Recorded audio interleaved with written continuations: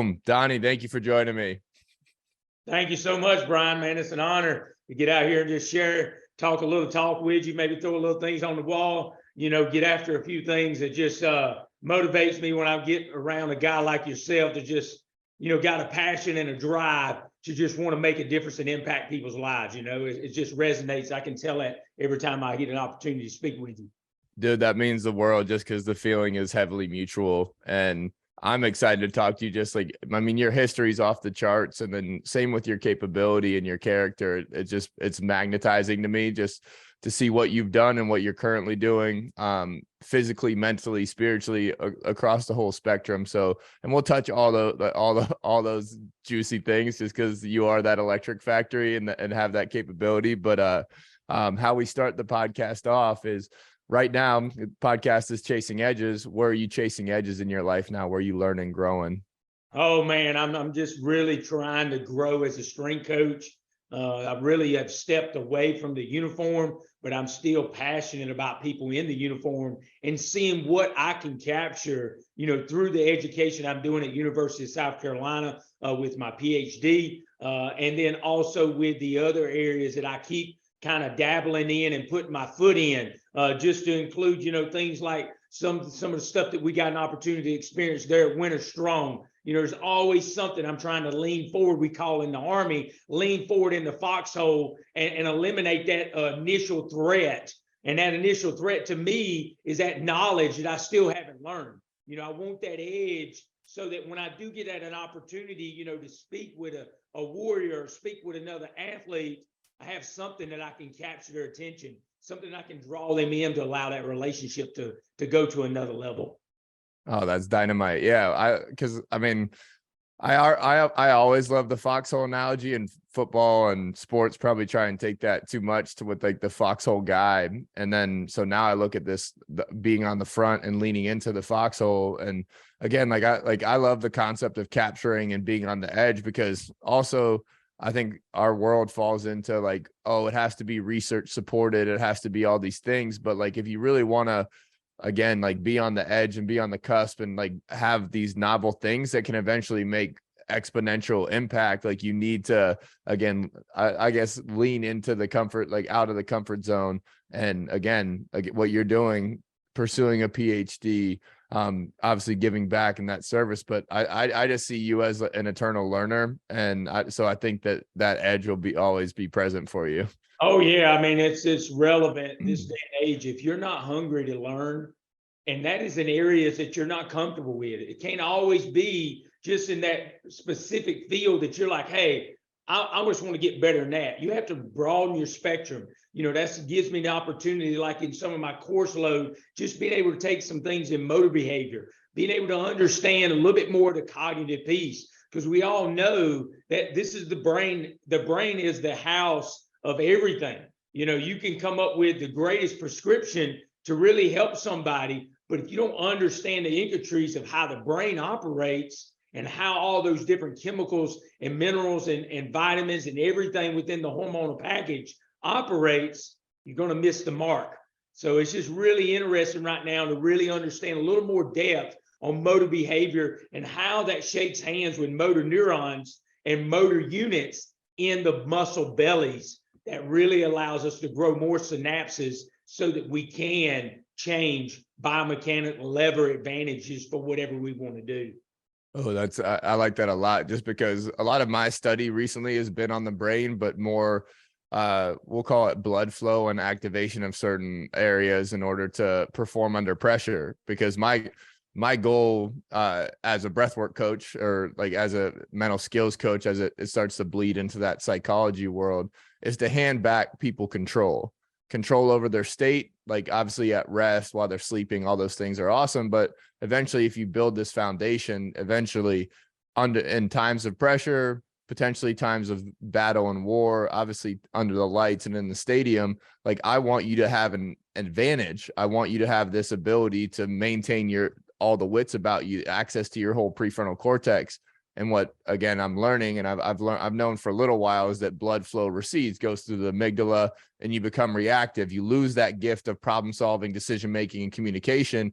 And if you look at high performance, it's just fast paced decision making. It's fast paced problem solving. So how do we, again, set that defense? And I call it the dark place. How do we keep a gap between that dark place where we, in essence, recede down the evolutionary chart and just become animal reaction?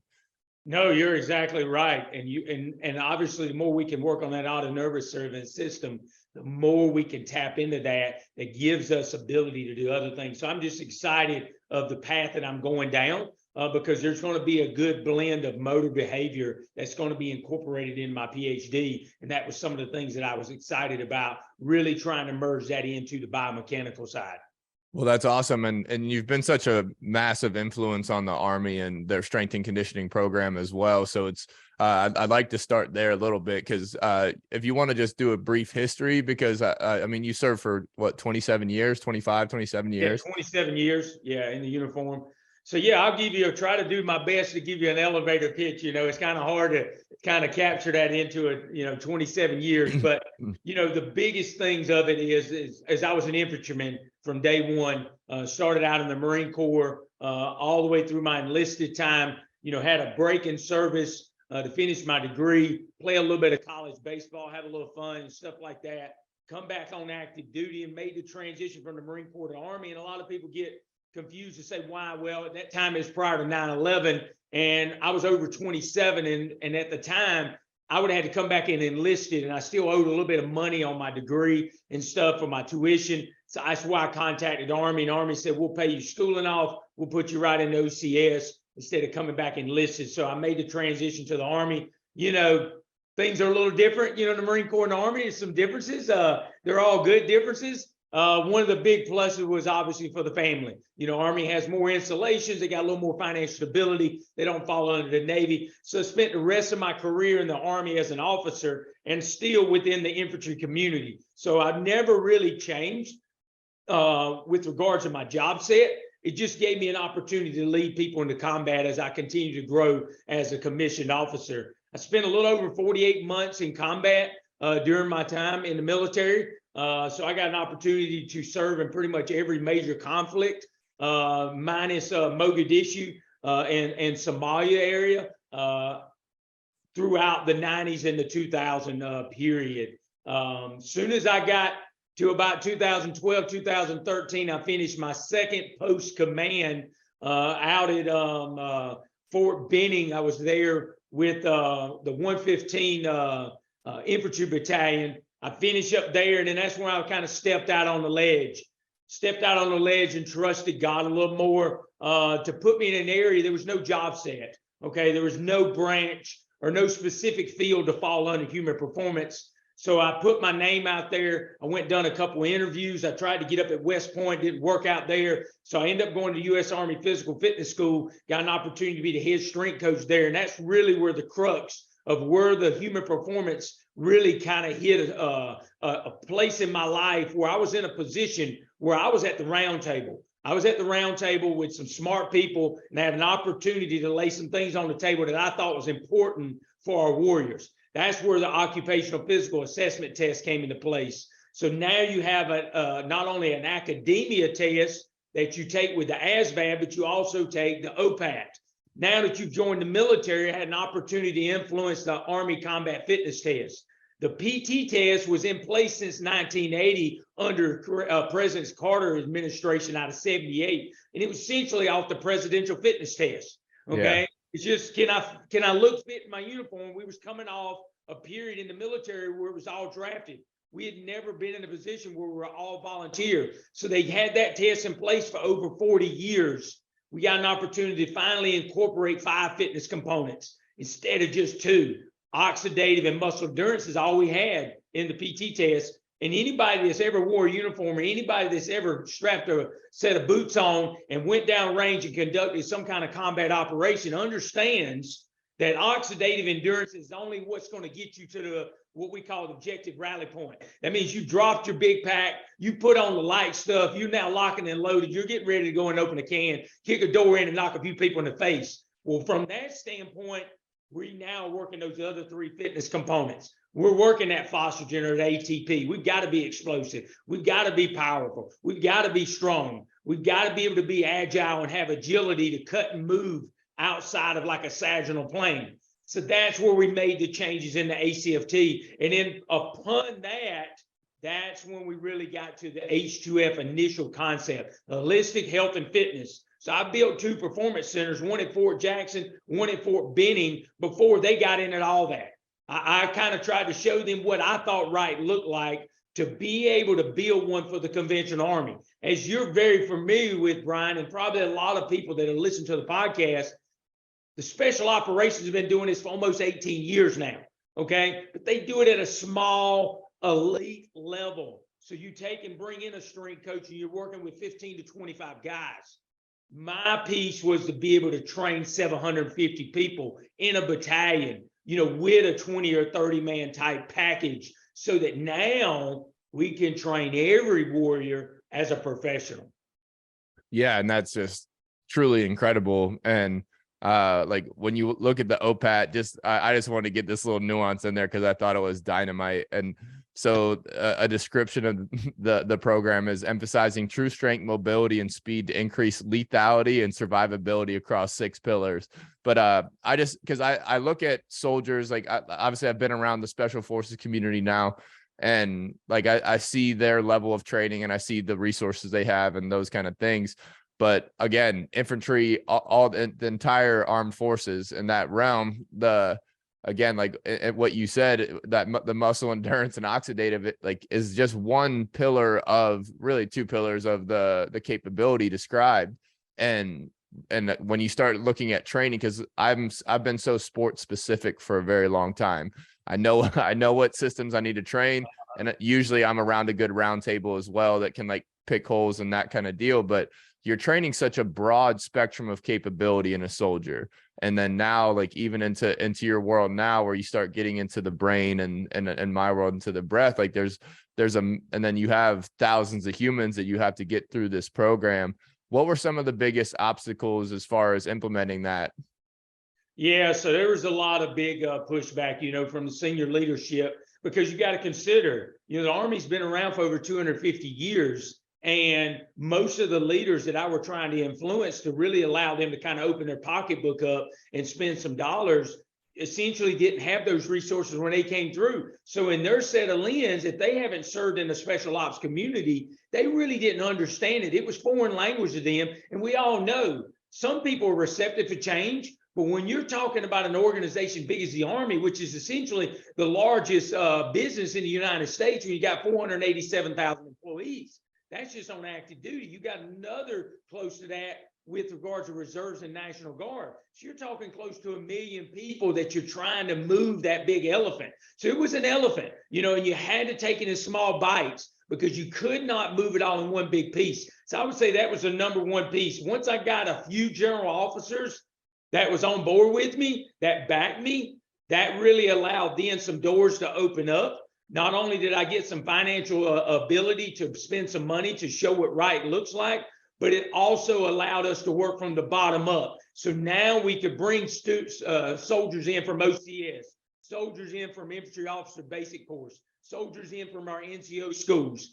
Some of them were not receptive in the beginning because you know why? The NCO has always been charged in the conventional Army to train the soldier physically. Combat readiness wise, yeah, the commander owned it, but the commander didn't lead that training. He wasn't a coach on the ground. So some of those NCOs felt like, hey, you're taking my power away. This is my ability to influence soldiers. But once we started bringing them in, letting them understand what the science looks like and really educating them and putting things in their rucksack. So now when they're not inside of our umbrella of the Performance Center, they have more tools that they can now influence maybe out on a training lane that they can now start to apply, whether it's a simple coaching cue, whether it was a mental or cognitive piece they got from our sports psychologist, or whether it was something on nutrition. Hey, you need to take this extra honey right now in the objective rally point before we go on the objective. You know, little things like that, they started to get buy-in. Once we got buy-in, it was pretty much the doors were flooded. we had to then control what units was going to come in and out of the performance center. Oh, that's all. What a cool little, I guess, journey through that, just because I hear so many parallels to professional sports there.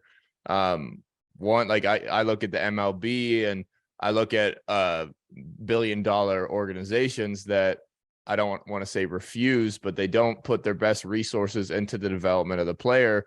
They'll draft them and and then they leave them to the AAA and the farm system and that kind of thing. And there's not the best, like, I don't want to attack humans, but like, there's not the most resources available with their sports psychologists, strength and conditioning, that whole level. And now that I have a bunch of strength coaches tuned in here, but I also now have some front office folks from a couple different sports that have interacted with the podcast. And it's been really cool to get some feedback, because obviously I'm just talking from my own experience here, but once you do generate buy-in, which I think is really special what you did, because what you're doing, you're giving these people more capability and more resources and really just more tools in my world. And like, humans are awesome if you give us tools.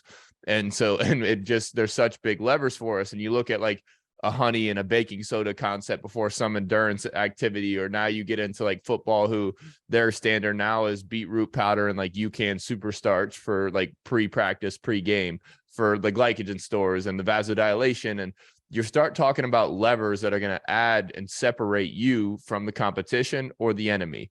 And I think that is always a worthy endeavor. And like that development and those resources. Yeah. Like I like, and I don't know if this is what cause like, obviously like a lot of coaches want to coach in that realm. And like, if you take away their ability to coach, or like in essence, maybe that's what was happening with one of those commanding officers, where like, you're taking my time away. But until you open up these communication bridges to say, no, like, everybody's feeding everybody. We're on the same team. We got the flag on our shoulder. We're wearing the same camo away colors. And like, we're going to like make a change and protect the country. I think that like eventually everybody will get on board. And now you see the impact it has had on general military. Cause I've talked to some infantrymen that I went to high school with too.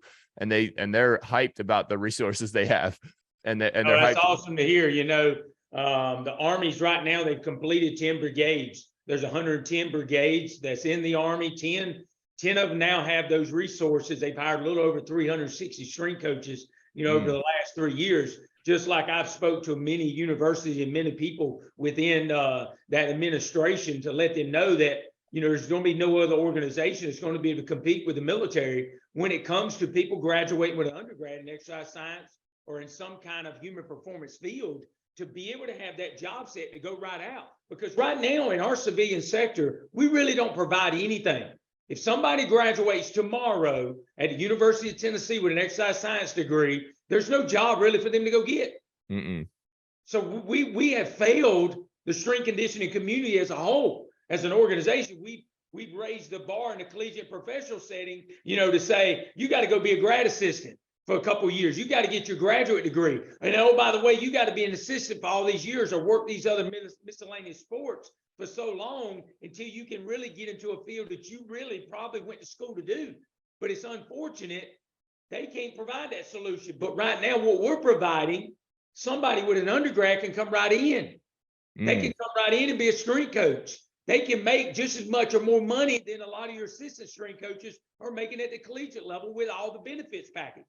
So that's why I'm saying there's going to be nobody in the civilian sector is going to be able to compete with that. And it's unfortunate it took the military to make that stamp, where I think all our collegiate professional, we should have had some type of system in place that's really been able to make it more feasible. Because think about it, Brian, how do you raise a family?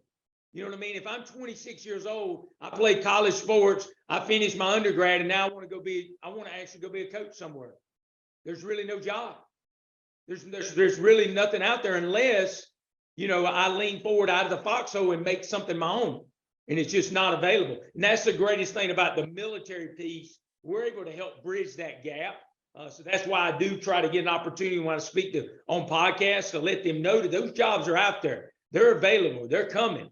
If you're hungry and you're a young strength coach, might be something you need to put your name in the hat on and see if you can go and serve in that community. And that's where I think that's an incredible opportunity. One, to be so young and have the ability to influence and serve our forces, I think is always an incredible opportunity in and of itself, but also yeah, like, because I kind of go back and forth on this, because I've had this conversation with a bunch of strength coaches, and I've actually ran into it in weird ways as I go to like sell my services and that kind of thing, where there is such a blue collar nature to the strength and conditioning community, where like sometimes, like, with your only tool is a hammer, everything's a nail concept. So it is this way. It is serve as a GA for 2 to 3 years, become an assistant at the sports you don't want, then maybe become an assistant at the sport you want. And then, okay, now you're on your own to like go interview at all these strength conventions, and then maybe get a job you want, maybe not even a league you want. And it's just like things like that, where it's okay. No, like that's like, you're learning from the people on that specific team. But I think the community has so much knowledge at 360 at all these different places. And then you get some, like, when you talk about people being hungry coming out of college, like I know some like 23, 24, 25-year-old kids, wicked smart, that they should be around the military. They should be around the NFL team. And I don't think like age or that experience or like should withhold them from the opportunity to serve.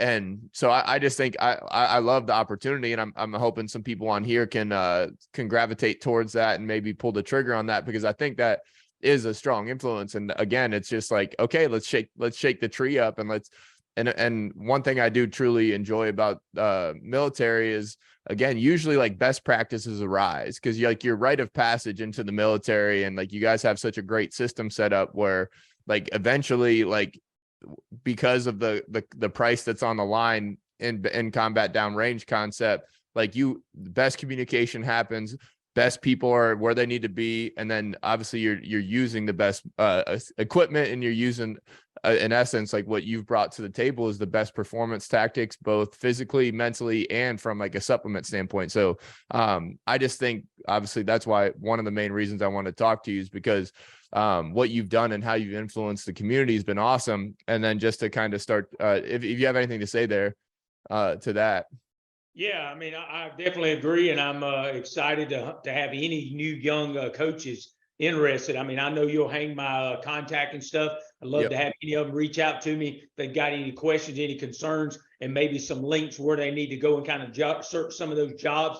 But yes, that's what we need. We need more of those type of people that are hungry, that just come out of the collegiate area, that maybe even participate in sport or didn't, but has that knowledge base, so you can now invest, okay, in a warrior. And I mean, I've talked to a lot of Division I, a lot of previous top tier coaches that really says it's different. You know, when you get in the tactical population, it's just different. The guys and the gals that you're working with, and their mentality compared to that collegiate and professional athlete. You know, in a collegiate and professional, you typically have those outliers that ends up being kind of guys like me and you, where we're going to continue to try to seek to get better, seek to get hungry, and be able to continue to strive to grow so we can reach our end potential.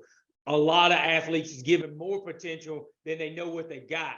And sometimes they take that for granted. And that's one of the things you typically don't get in a tactical setting, is everybody, for the most part, is hungry. They're seeking that coach. They're what we call coachable. And anybody that's ever been a coach, when you have somebody that's coachable, it makes it worth your day to go in and spend those hours with that quality time with them, because you know at the end of the day, you've invested in their lives. And it's all about that relationship in the long run that you can continue to invest upon. Yeah, and that's just I always just lean toward, like, again, it's just like, again, back to that best practices point, like the coachability and the humans and the mindset that you come, and I don't want to say who all I've been around, but like you see the professionalism in the military, and it is night and day from like what I've seen in an NFL strength room, as far as like the mindset that some players enter with, where for me and like some of the Cushings and some of like the other, like some of the studs that I've been around that get it, it's just, I don't know, the contrast is just mind blowing, that if this is truly your profession, where like your life, your family, your money, whatever your purpose is on the line, why would you not come with the utmost seriousness, curiosity, professionalism, and enthusiasm? And now you get it, like the military, the special forces guys I've been around, I've seen some of them train, and I've even seen some of the facilities they have available to them, which is off like NFL caliber, if not better in that capacity, which also blew my mind that I wouldn't like. It was just cool to see our country take care of like that community in the way that like obviously like the money making system of football and that kind of stuff does. It just, that was really cool. It just made me feel, I guess, proud that we're doing the right thing. And then, but also just to be around those humans and see this, like the non-negotiable nature of their performance training was probably one of the biggest eye-opening things to me, which I knew, like, I knew just because like I always try and put myself in their shoes. Like, yeah, if my job is to be lethal, survive, like durable, like all these things, and my capability needs to be this wide, then yeah, like I'm doing and learning. I'm doing everything and I'm learning from everybody. And obviously you have that that system nailed. So anyways, just to push it just a little bit, because another big thing is your capability as a human right now, I think is super enticing, just for the simple fact that how old are you again? So I'm 50. I'll turn 51 in May. All right, giddy up. Well, so for those of you listening, Donnie's also, are you still currently the world record holder and the squat? Well, the squad just got broke this last October. It Oh, damn. years. Hey, I don't have a problem with it. That just makes me hungry, and I'm excited that there was another athlete that was able to come out and break the world record. But no, I am a two-time world champion, 15 and 16. I was a world record holder in the squat for a little over 7 years. But I've got back on the platform a little over 2 weeks ago, secured my seat back on the national team. So I will be back competing for another world championship and hopefully go after that world record again in October of this year, heading out to Mongolia this year. Oh, let's go. That's up. But so another thing I love about you, and I kind of always say it on the podcast, is that like, one-dimensional people, like that you get I get curious about one-dimensional people because obsession breeds some really cool sides, but some of my favorite humans on the planet, I always use this old analogy where it's like, you don't go to the circus to see a bear, you don't go to the circus to see a unicycle, you go to see a bear ride a unicycle. And I look at you and I see somebody that's competing on the biggest stage. From a strength conditioning standpoint, you're influencing so many physical platforms. Obviously, you're with Sorinex, Kabuki Strength, still constantly in touch with the military and influencing the forces, the active forces now. And then you're also getting your Ph.D. Like, that's an interesting human that one is obviously maximizing time and potential. Kind of, what do you have like a philosophy there where it's like, you're just always going to chase your potential in that realm, or like, how do you view that? Yeah, so I view it, from try to look at it through my relationship with Christ, and that is, my faith. It's like God instills gifts upon us, and He expects us to chase those. He expects us to reach the edge in those. If we're not willing to do that, He'll take those gifts away. And when those gifts get taken away, it can put you in a position where now you maybe not can go after things that you're passionate about or things that really drives you, because those are all instilled. Those are all instilled in us. We can all sit back and resonate and think about the time in our life where something inside was a burning fuel. Some little voice spoke to us. Something happened that allowed us to say, that's me. That fits me. So that's probably why I've always continued to chase, continue to always strive to find my potential. A lot of people will tell you in the strength conditioning community, oh yeah, when I was 28 to 32, I was the strongest I ever was. I say that's a lie. That's a lie. I was a pretty elite level guy. I mean, in the early 30s, I could squat 500 and I could run a sub 32 5 mile. So I was a sub 630 mile runner still at that size. Then you ask me in 45, I could still squat now 600 pounds. So there's a big difference, when you start peeling the onion back. So I really think it's a person has to continue to daily seek God's guidance, daily seek His word and get that clarity so that it continues to fuel the fire. If you understand anything about numbers and what happened in that book, I like to bring that up because the Israelites at the time, if you know anything about the tabernacle, they essentially was following the cloud. Okay, God was put in a cloud and he would move that cloud. When that cloud got moved, it was like the Levites had to get everything rounded up, pick it all up, move it, put it back up under the cloud, and relight the lampstands so they could establish that fire and establish where God wanted them to be. And that's why he kept pushing him towards the promised land. That cloud kept pushing towards that location. That's what he's doing for us. If we're seeking him, he's going to open doors. He's going to challenge us in ways.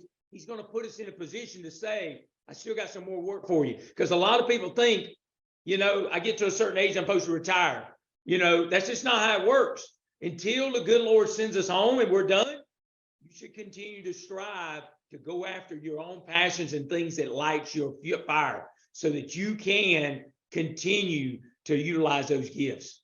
What a beautiful analogy story right there. That I like that a lot, just because in regards to kind of how I view the same concept, like I just like, and you can view it like, again, to whoever's listening, you can view it however you want. Faith, purpose, like I think they're all intertwined, and ideally if you know yourself and if you have asked enough questions, you understand why faith in whatever capacity is incredibly important. Whatever you do believe, I do think the higher power is a service to yourself, because you understand you're not the center of the universe, and now you understand the peace and the purpose that can come with that belief. And so, because I like to strip it away a little bit in that essence, because like and how I view my faith and my relationship with God, it's same concept, because your story resonates with me in that realm, because I always pursue a proximity. And it's like, and I've told the story on the podcast before, where I was leaving this Bible study at Wendy's one night, and I was searching for my faith at the time. I just gotten jumped. And the first thing that happened when I woke up after I got jumped wasn't like what happened. It was literally like, I found, and like the only voice in my head and my heart was, I'm not in charge. Because the 2 nights before I was leaving Canada, that my first little couple week stint in the CFL, coming home, I had a couple $1,000 in my pocket, and I had a 2-year contract to go up, keep playing in Canada. And I remember, like, those mirrors next to the door in the hotel rooms. I had my bag packed. I was headed home. The next day was my birthday, and that's when I got jumped. But besides the point, I remember looking in the mirror and like, I got this, I'm in charge. And it was me. And it's like, I got to where I wanted to be, or like at least the next stepping stone. And so didn't think about that moment for 2 nights. And then I wake up after a jaw surgery, plate, 7 screws in my jaw, 8 teeth uprooted, just a mess. And the first thing I do when I wake up was not like, oh, what happened? Oh, damn, like why this happened to me or anything like that. It was, the first thought in my mind was like, I'm not in charge. And it's like, the world's not about me. And so that's when I started to get seared to my faith. And so I joined this Bible study and learned a lot of great lessons, and eventually pulled me into being saved. But in that realm, this awesome older man was in my group, and we walked out of Wendy's, and he points across the street, because like all I did was ask questions for like 2 months, because I had no understanding. I hadn't read the Bible yet, any of that stuff. So anyways, he like pulls me outside in the parking lot. He goes, "Hey, you see that guy pumping gas across the street?" He goes, "Is that guy happy or sad? Like, is he smiling or crying?" It's like, "I don't know. Like, he's too far away." And he goes, that's how God is. Like, if you're not close to God, you don't know if you're helping or hurting him, being a man of service, being a man of character, or you're like flirting with the devil. And I'm just like, and like I had to sleep on that one for a little while. But the same thing with the moving cloud, and like, because I like, again, like our gifts and our things, like when you said that, like if you don't like follow that voice or pursue your potential, you lose it. And like, it's really easy not to incorporate God in that conversation. It's like, oh, like I'm going to do the logical thing, I'm going to do all these things. No, like this is my calling. Like these thoughts and these feelings don't come into my soul without, again, being able to respect where it came from and respect the responsibility to pursue it. And so I think that, like that story, I'm gonna have to journal about that and sit on that for a little while, because I do think that moving cloud, and again, because even like in today, just to to not make the whole thing about faith in that realm, I think one, starting over is a superpower. And like same as like retiring and not doing anything else is like the norm. Like that's not like, I don't think that's the purpose of life, is to get to an accomplishment or a place of arrival and stop and then just decay. Like I think life is about this constant curiosity and journey to not only get the most out of yourself, but to give back and serve. So anyways, that story just got me juiced up. So I just think that what you're doing and how you're doing it's really special, because understanding your faith and understanding that what you're doing at 50 years old, competing at a high level, serving, learning, I think honestly, like that's what Chasing Edges is. It's that ability to pursue our potential and find the edge of our potential, or lean into that foxhole, like you said. So yeah, You're I appreciate exactly right, Brian. And I can tell you, just a quick story of me resigning my commission in 2003. I got out of the Army for about 2.5 years. And, when I went back, tried to go back on active duty in 2006, they all told me, you'll never get your commission back. So I essentially signed an enlisted contract, went back into the Army as an E5, went back to basic training. Okay. While I was in basic training, I seek to meet with the battalion commander. So I got an office call with him, standing there in uniform, because I said, when I'm in uniform, I got a chance to get my commission back. I can't do it out here as a civilian, talking to these recruiters and et cetera. So I presented my all my ORBs and every bit of my records. He went to fight. And then eventually 6 months later, I'm back a first lieutenant. 6 months after that, I'm a captain. And I resigned a commission in 2003. And again, that's an outlier. Hardly nobody ever does that. And if you don't have faith and don't trust the Lord, God's the one that told me it's time to go back in. There's some unfinished business. You need to get back in. You're doing a great job coaching and teaching at the school, but that's where I need you. And then we roll the dice forward. 3 years later, I'm in Afghanistan. That's my third time there. And the guy that was my interpreter, Mahib, he now lives, in Nebraska, and his whole family. So people would say, what was the purpose to go over there? Well, I thought the purpose to go over there to kick some butt, take some names, kick some Taliban's hiney, but that's not what it was. The real purpose was to go over there, and impact somebody's life from a different standpoint. So you roll the dice forward, 2015, Mahib's living in North Carolina, got his family there. Now his brother comes, and now his parents is all there. And he actually owns a grocery store and a business out in Nebraska. And it all started with him being an interpreter with me. So when people say, what was the reason you went to Afghanistan? That was why. I mean, you look at the difference of impact in that versus potentially just, winning some small complex and making an impact just in Afghanistan. And then you roll the dice forward with the Army, because I came back in. You have the OPAT, ACFT, the H2F. And then when Donny Bigham retires, all these companies contact me, ask me, how can I continue to influence the tactical population? Yeah, and it's really special what you're doing now too, just on the level where I can't remember the name of the program that is it tactical program or is it outdoor program for Sorinex? So I'm for Sorinex, what I'm actually working with them on is we developed a Sorinex tactical strength and conditioning app. Yeah. Train Heroic. So we're now running a proof of concept right now at the University of South Carolina. I just got off the phone last week, University of Tennessee. So we're going to be kicking them off in the spring. And then I have Auburn that's next in the chute. So the goal is to be able to provide an H2F solution for our future officers. I'm currently teaching a class at the University of South Carolina. It's called H2F. I was able to help kind of write the curriculum for that. So we really want to try to get that across the spectrum. So I'm doing that with Sorinex. With Kabuki, I'm writing a tactical strength and conditioning certification. We're going to end up having 3 tiers.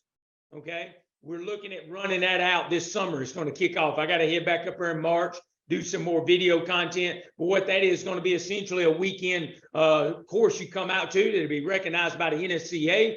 And it'll also be a certification that's going to apply some of their basic primary loading movement patterns that's going to merge, because I really like what they do from an educational standpoint when it comes to moving under loads. So we're going to kind of bridge that gap with that for the tactical population.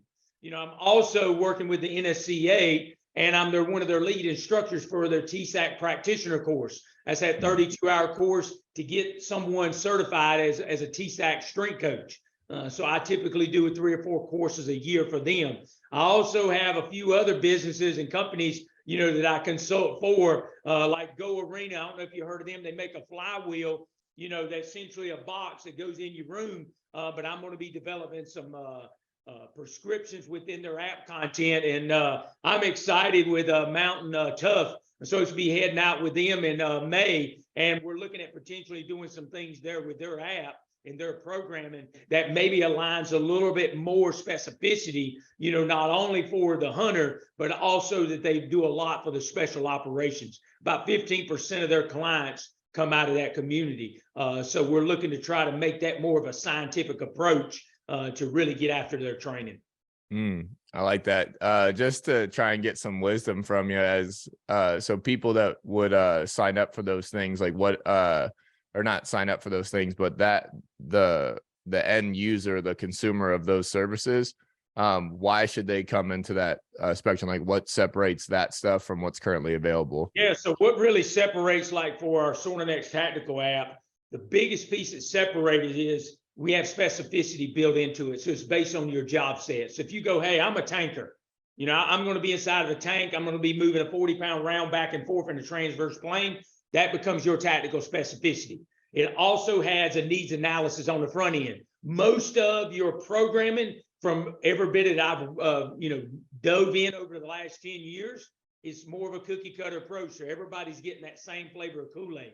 This one has a needs analysis that covers all 5 fitness components. So we'll do a simple test like a farmer carry, okay, with body weight on each side to see if you can carry it for 20 yards, to see if you have the proper grip strength. If you do that, then you're obviously going to be in a maintenance phase for that. We're going to do things like, hey, let's do a 2K row. You should be able to do that 2K row in under 8 minutes if you're baseline. If you're elite with regards to your VO2, should be under 630. So we're doing tests like that to be able to break down what fitness component are you weak at. So we can take that weakness now and turn it into a strength. Because we all know every athlete, I don't care who you assess, every athlete's going to have some kind of flaw, whether it's a mobility piece, because we'll do mobility screening on the front end. We'll do simple things like check your dorsiflexion with just a 5-inch rule up against a wall to see if you've got 30 degrees. If you're missing that, you're going to get some extra ankle mobility work built into your program. So that's why it has specificity that's driven off of your needs analysis. Not mine, not yours, but the end user. That's one of the biggest things I think is different from other people. Other thing that I do add in is I do every one of the videos. So there's 450 videos of content. I demo every one of those exercises. And then we got it concise down where it's only 10 seconds long so that you can really look at it on the spot during the workout. No, I like that a lot. Just the ease of access to it. But also like what I really like about that, because it's come up on the podcast probably 4 or 5 times now at this point, is the importance of the assessment. And so like we advise like professional athletes and military here, where if you're walking into like, again, a gym or an off season or anywhere, like if you're walking into a person and they're telling you, hey, this is what you got to do without assessing you, think twice. Like the assessment is massive. Like if you want to make sure you're not training straight on top of dysfunction, if you want to make sure that you have a good firing pattern, that you have the right strengths and the capability to do such a workout that involves things like, again, heavier back squats, deadlifts, sprints, whatever it ends up being, like the assessment is really important. And like, you can break that down eternally because like you can go all the way into motor systems. You can go into cerebellum activate. You can go into strength mobility. So I think that that's incredibly important. So like, obviously I think that's a separator because you're able to do that with this platform. And that's something that a lot of platforms don't do. It's the online trainer trap where it's like, okay, like sign up for my program and you'll do this. Well, okay, can I even do that? And it's like, even like, some of the powerlifting stuff and that kind of thing, where it's just like, you need to make sure that you're, again, functional before you become a force of nature, you know? It's something simple, Brian, is, you know, that I incorporated, and I learned a lot of this through, you know, a lot of analysis I did over thousands and thousands of basic trainees. When you're training them, you got to be able to get to the root of the problem with minimal equipment and without a lot of resources and a lot of people to make it happen, because you got 220 people at a time you're assessing. That's a lot. When you do simple things like on our app that says, I want you to run 1 minute on the treadmill, and I want you to video it, and I want you to count your left foot strikes. We want them to be at 90. So that tells them they're at 180. If they're not at 180, we know their tempo is not good. We know they're already prone to having a gait problem without hooking up 18 sensors to them and send them to a biomechanics lab, because we all know we can get more finite with that. We can really determine where your major deficiencies are. But when you're looking at it from a platform, you have to make it simple and concise, that it's good for easy for the end user, and it still gives us positive results. And we found out over about 3 years worth of studies that I conducted within the Army through basic training and counting those left foot strikes on simple things like a track. Get on the track, and then you assign the drill sergeants, I need you to pick out certain people and count their left foot strikes when they run around to confirm that they're counting within tolerance, so that we can get accountability. That's something simple like that is built into the app. Simple things like take your body weight, put it on your back, do 10 reps under control, and video from the side and send it. That lets us know you got baseline strength to carry 30% more on your back. If you can't do 10 reps, we know you need to work on a little bit of your strength. Let's get your strength up a little bit. So if we only train endurance and we don't fix that component, it's going to come back and bite you on the back end, because you don't have the baseline muscular strength to handle the stress of that load. It's not just an endurance factor. That's where people fall on the sword. No, I like that a lot. I just like that first step, because, and again, it's just because it is a complex environment, the military world, because of the capability you're trying to develop.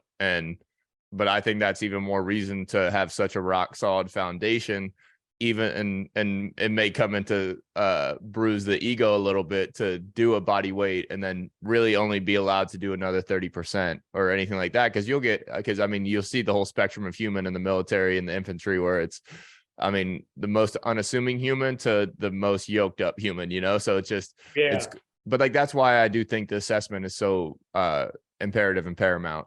And I guess where was I going to go with the next step? But then as far as a little more wisdom from you, obviously you're 50, you're about to compete on the national stage in that realm. As far as the ability to recover, what have you been working on? What have you found to be best practices for yourself, or any wisdom to impart on balancing out training like a monster and still be able to perform? Yeah, that's great. That is definitely a number one priority. As I've continued to grow in my wisdom, I've been smarter to have more attention to detail in my recovery over the last 10 years compared to if you'd asked me, you know, in my mid 30s.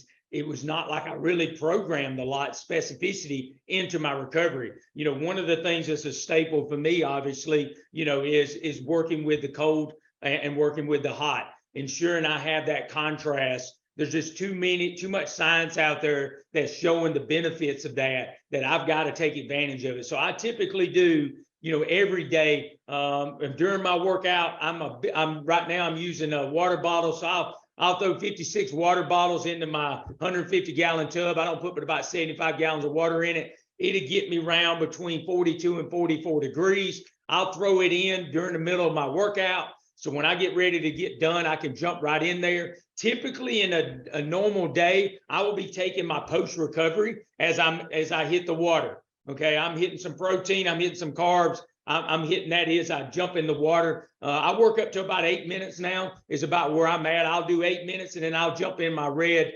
relax sauna. I'll go in and jump in that for my infrared sauna, since it's a temporary small station. It allows me as an individual to be able to get in. And I will typically do 20 minutes. That's a daily routine after the workout. I normally do the same thing in the mornings when I get up, but I normally stay at about 5 minutes of ice and about 15 minutes of sauna. So I do kind of a 1-to-3 ratio. I will do all that until I get to Sunday. That'll be my normal routine. On Sundays, I typically do a 2-hour recovery focus. I'll do some activities. I'll do some easy stuff. I might throw on a Raptor vest and go walk for 30, 45 minutes, or I might go jump in the pool and do some swimming. Or I might get on a non-impact like a rower or something like that and do something that's kind of just gets me active. And then I typically do, right now I'm doing about 5 cycles.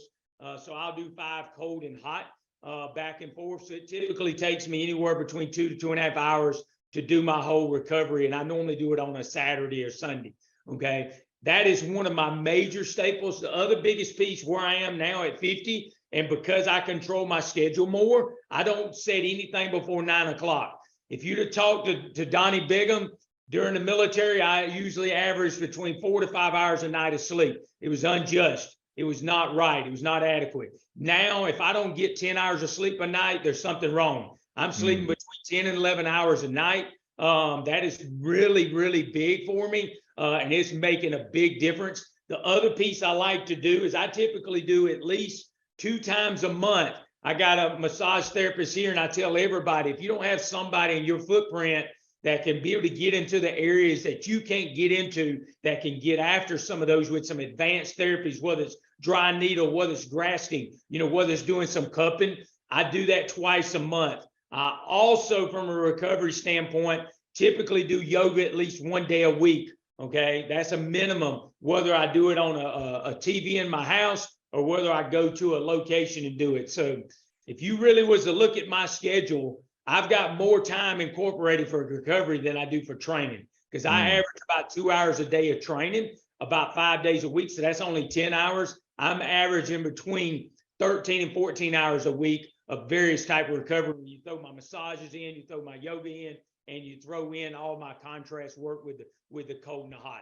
The other big thing I love to do is I love to throw my breath belt on. I rotate it around from psoas, QL, and SI joint. I rotate it around based on time that I'm on the floor walking around doing things.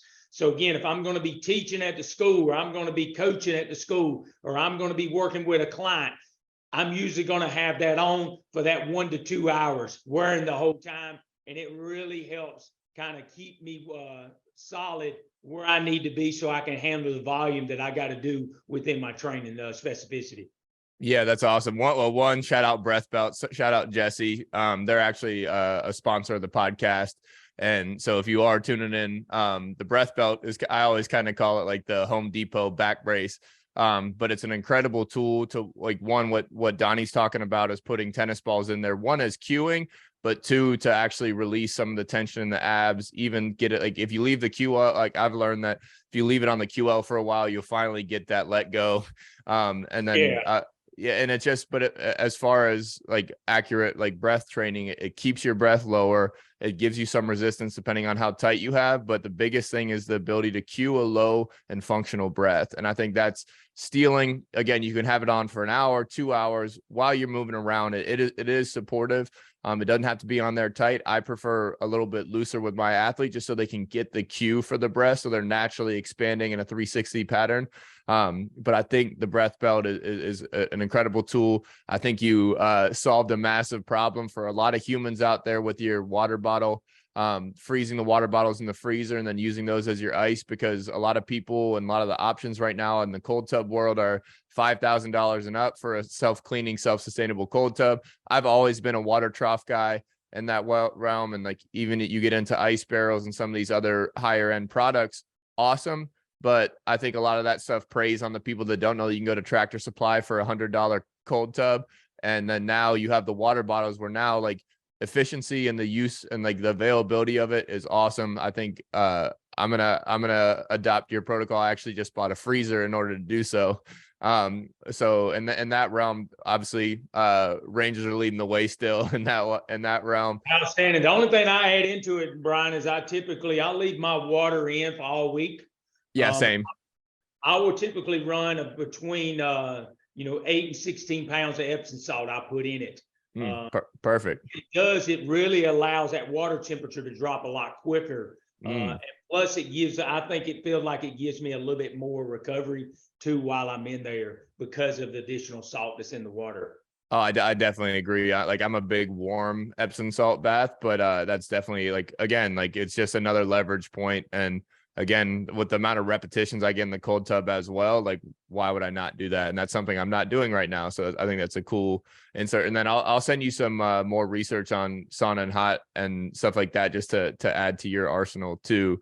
That'd be great.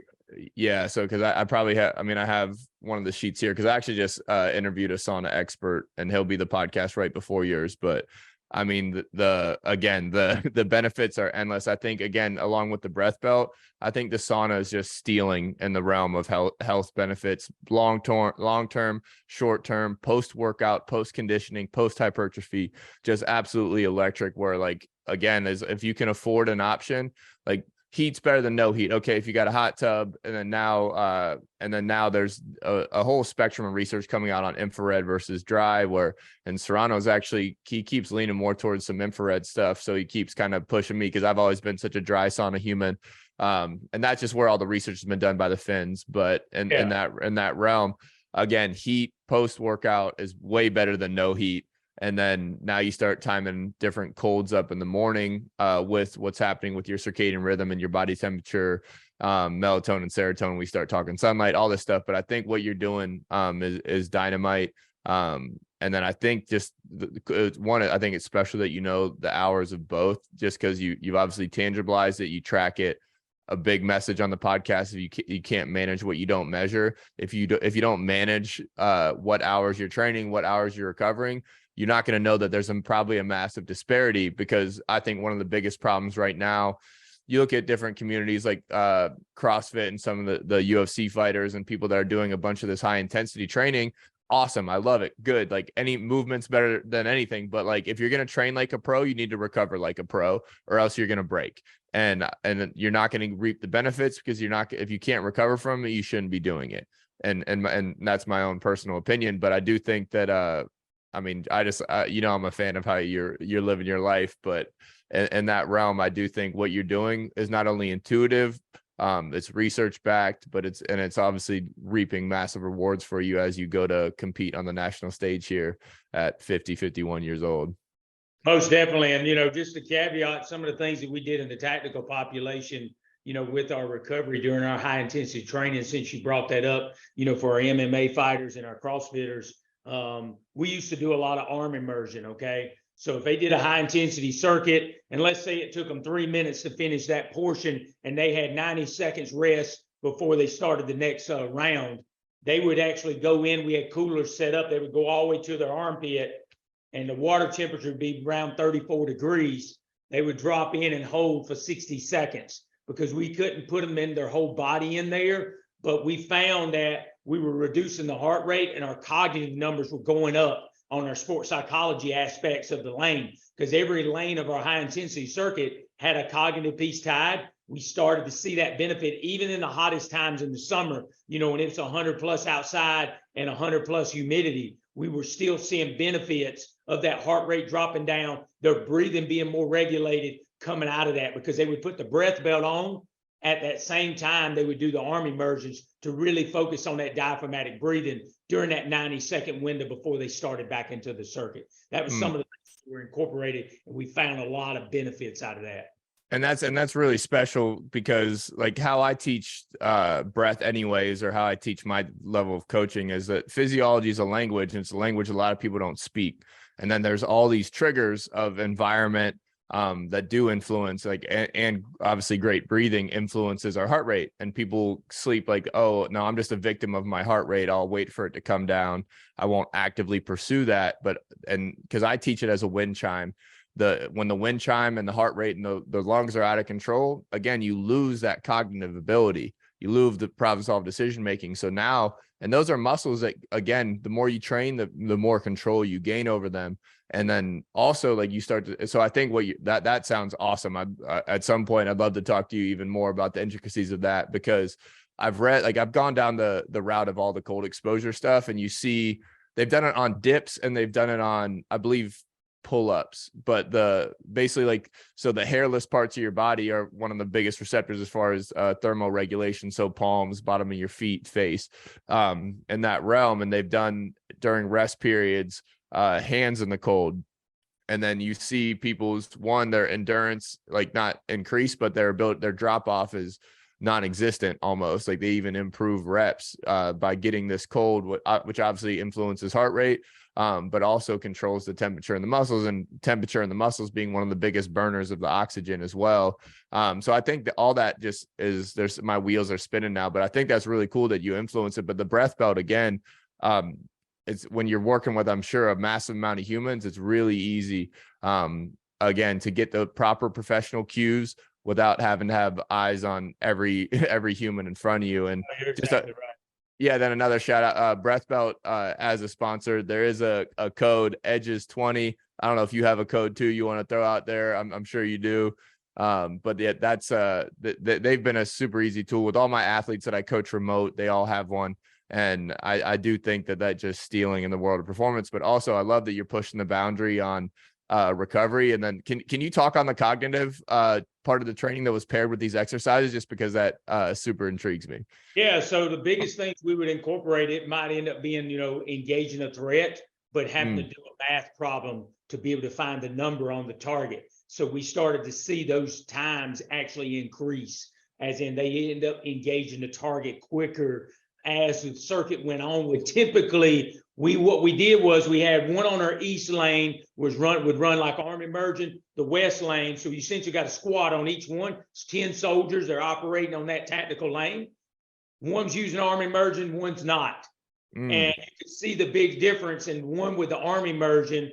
The cognitive numbers within that type of same scenario come up to the station. Sports psychologist throws maybe a square root or some type of basic math problem, and they got to find that number and engage it. As the circuit goes without the arm immersion, the numbers kept getting worse throughout it. The other side with the arm immersion, the numbers were getting faster. So they were engaging it just as quicker as they got fatigued. Because obviously we all know if I run 7 rounds, my fatigue level is going to be way higher. My threshold is going to be pushed to the limit versus compared to where I was in that first round. So we use that as a baseline number. So that would have been one of the examples. We use it also within our land nav. So plotting a point. So, or doing a cross-sectional, or doing a back azimuth, or something on a basic land nav task. Do the arm immersion, add that in as part of the lane, and you start to see the numbers start to increase. They start to capture that a little sooner as they get fatigued, which goes back to me really resonating where the heart is being impacted through the arm immersion. It's allowing them to have the ability to reach in and do some things from a cognitive standpoint. Obviously, we didn't have a research team on board to be able to capture some of the other nuggets that we would have needed. But just for us to brief commanders, we allowed then basic trainees, when they were on the ranges out on Fort Benning, they were doing arm immersion in between shooting lanes. And there was really no cognitive, but they showed that their scores were going up, okay? As in their shooting scores, not so much like us using laser pistols with a cognitive. They didn't have that capacity to do that, but they had round on target that was actually more consistent. No, that's so cool. And it's, I mean, you're doing your own experiment, like especially the fact that you're doing with a control in one of the other lanes. But even just to make it all tangible, like, I mean, that is science, like what you're doing, like and even just to bring the results, but like, I don't even want to call it results, because that sounds scientific too, but you're translating experiential, I guess statistics. We'll just keep it in the numbers realm, but yeah, in that realm. But because, like, again, it's kind of what I was trying to hit on earlier, where it's like a lot of times everything, like the people that would stick to the research wouldn't even mess with that concept of arm immersion, breath belt, like that whole thing. You're bringing your experience and your knowledge to the table, and then you're translating your experience to say why we need to keep pursuing this, because look at the gap. And like, even if it's just subjective observation, which it's not, because you brought maybe it's bullet grouping or whatever it ends up being, but also like the time that it takes to solve the cognitive task. I think that is, I mean, I'm going to re-listen to this back just so I can translate it well, but like, that supports what I do. But it allows me to storytell and show you that, like, okay, this is a worthy endeavor. Your heart rate can be influenced multiple ways. Yes, cold immersion, but yes, definitely breath as well. So it's just, I love that. I love that you incorporate that. I didn't know that. No, that was great. We're going to continue to do that here with ROTC.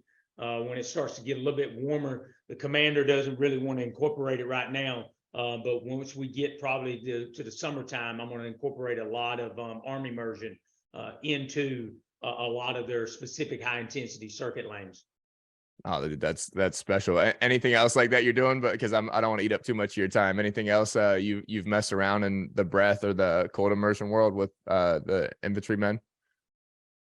No, that's the main things that we've done. Obviously, we've done some of the same similar things that I've talked about that were available, that we advised them on as part of their educational piece, but we definitely could not mandate it. We didn't have enough resources in some of those places. But what we did do with a lot of your pools, especially your outdoor pools in the wintertime, they become really good for cold weather, cold immersion. So we did incorporate some of those on some of our training pieces because the commander was not receptive to dip them before it. They were receptive to dip after. So we were doing a lot of, like, if we went out run 3 to 5 miles, we'd throw them in the pool, and just have them do some easy treading water, some easy tasks for like 3 to 5, maybe 10 minutes, and get them out, and then take them back to the unit, and then they would change and do whatever else. So it still gave them part of that cold immersion, because those water, a lot of times the water was between 40 and 50 degrees, in those pools in the winter. So it worked out really good. We did do some of that throughout my time while we was at Fort Benning. That's awesome. Just because, like, you're actually reaping multiple benefits there too, where it's like the compression of the water on the legs is forcing and flushing the legs. And that's something that our sports science department with the Houston Texans, Eric Corum had us doing, where after games, after long practices, we're doing a dynamic and we're moving around. And like, yeah, the water's not cold. It's an indoor pool in that aspect, but like now you start stacking some of the research is kind of split here. Like Huberman keeps pumping the stats where like cold tub exposure right after hypertrophy or conditioning is stunting some of the adaptation, but also like there's, once you maintain levels of performance, and if you are training on a regular pattern, like getting your core body temperature down is not bad in the realm of parasympathetic tone and things like that too. So and I've talked about it somewhere on here where initially I took a harder stance on there that no, like we need to get away from all cold exposure right after practice, all cold exposure right after training, that kind of thing. And I've slowly proved myself wrong, where it's one, it's subjective person to person, but two, there's more than one way to use the tactic conditioning, the same as you're doing. Like you're doing cold at like after workouts and stuff, and it's obviously not harming you in that realm. So that's where like I don't think people should hold some of this research and some of what people are saying as gospel until you try it. Because like say like again, counterintuitively, like a lot of people are using cryo and cold tub immediately before workouts. Why? Well, okay, well, it's shunting some blood flow. Okay, yes, and it's killing, but it's also bringing blood into the joints and increasing range of motion. So, okay, cold's not counterintuitive. You can use, I'm a believer you can use cold and heat in any capacity. And then as long as you don't abuse the dose, I think it's beneficial. And so like, that's probably an unpopular opinion right now, but I do think that any exposure, even when you get into cellular resilience, is always beneficial unless you abuse it. And I had a really cool breath coach on, Leo, that was probably 6 or 7 episodes now, but like everything's poison, it's the dose that makes it so. But then you can even go, I don't know if the influence of that would go the other way where everything's medicine, but the dose makes it so, where like, I wouldn't say everything's medicine, but the in this world of environmental stress, which our human body is built to be exposed to, it should not be protected in a 70-degree bubble from our house to our car to work to our car and back home, I think is definitely a worthy endeavor, just particularly when you're training people of resilience and like your clientele, et cetera. But yeah, dude, everything you're doing, dynamite, obviously, like you're an example of chasing edges, and obviously we'll be following along and everything will be linked, but just where can everybody find you? Where are these platforms at? And then I'll have the links in the show notes for everybody, and all the links, you'll be tagged on socials with the links involved too. But where can people, I can be reached out, via email, and that'd be cptbigham@yahoo.com, or I can be reached, on Instagram. My handle's One Time Powerlifting. And then if you're looking for the app right now for Sorinex, it's currently been active since July of last year. You just go to Trainer Marketplace and just type in Sorinex there, type in my name, and it will come up. What we have templated right now is a 12-week tactical strength conditioning app. That's one facet. I actually wrote one for the ROTC. It's not hung on there. So the ROTC is a 16-week program, and I have written a couple other different programs that's more for GPP and more for a power lifter or more for sports specific. So again, if that's something you're interested in, reach out to me either through email or through my Instagram, and I'd love to be able to kind of help lean you in the right direction where you want to go. You're an absolute stud, dude. Thank you so much for your time. I appreciate it. Thank you so much for having me. It was a blast, Brian. Thanks, man. Yeah, easy. Be well. You too. Bye-bye. Bye.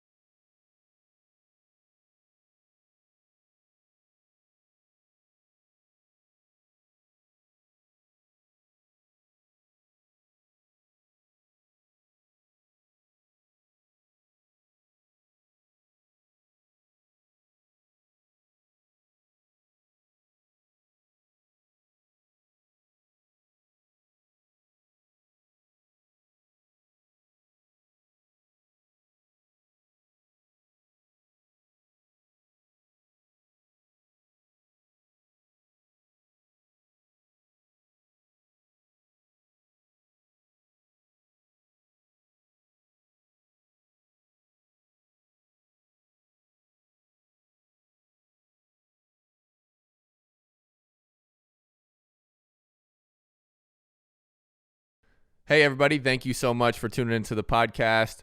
Hope you're getting a lot out of it, a lot of value, or at least some entertainment. But if you are enjoying and getting value out, please don't hesitate to like, subscribe, and review on all audio platforms, and then subscribe on YouTube. All of it would be greatly appreciated. All the support is massive. So thank you and be well.